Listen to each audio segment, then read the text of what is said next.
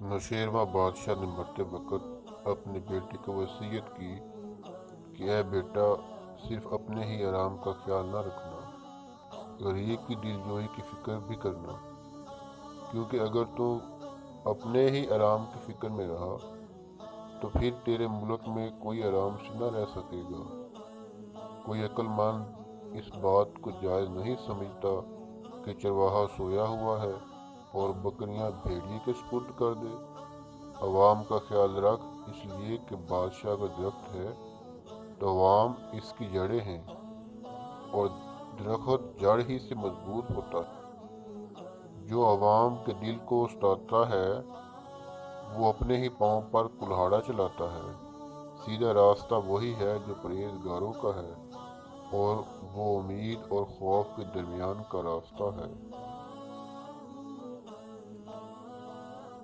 جو بادشاہ چاہتا ہے کہ میرے ملک کو نقصان نہ پہنچے، وہ مخلوق کو ستانا کبھی پسند نہ کرے گا۔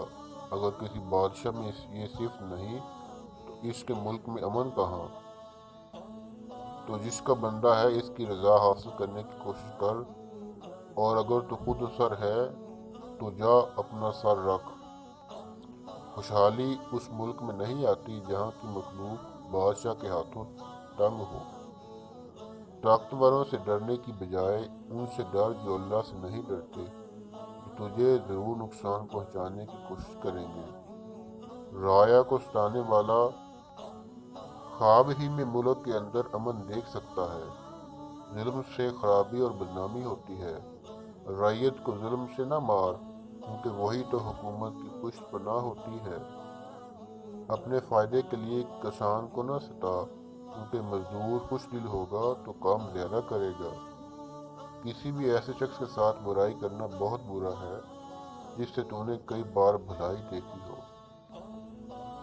سبق: اس حقائق میں بہت ساری ان نصیحتوں کا ذکر ہے کہ جن پر عمل کر کے ایک کامیاب حکومت کی جا سکتی ہے اور حکمران عوام میں اچھی شہرت اور مقبولیت حاصل کر سکتا ہے۔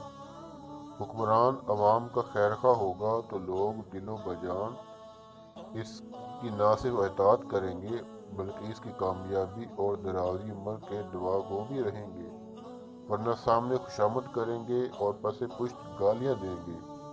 ان تمام نصائح کا خلاصہ قرآن مجید میں ایک جملے کے اندر بیان کر دیا گیا ہے: احسن کما احسن اللہ علیک، لوگوں پر احسان کر جیسے اللہ تعالیٰ نے تجھ پر احسان فرمایا۔ یہ ارشاد حضرت موسیٰ علیہ نبینا علیہ الصلوۃ والسلام نے قارون کو فرمایا تھا۔ ہادی نہ ملے گا تمہیں قرآن سے بڑھ کر، دولت نہ ملے گی تمہیں ایمان سے بڑھ کر۔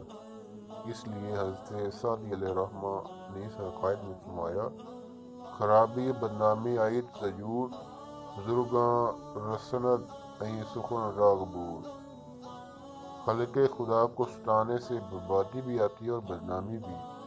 یہ ایسا نکتہ ہے جس کو اولیاء اللہ نے قرآن مجید میں غور و فکر کرنے کے بعد پایا ہے۔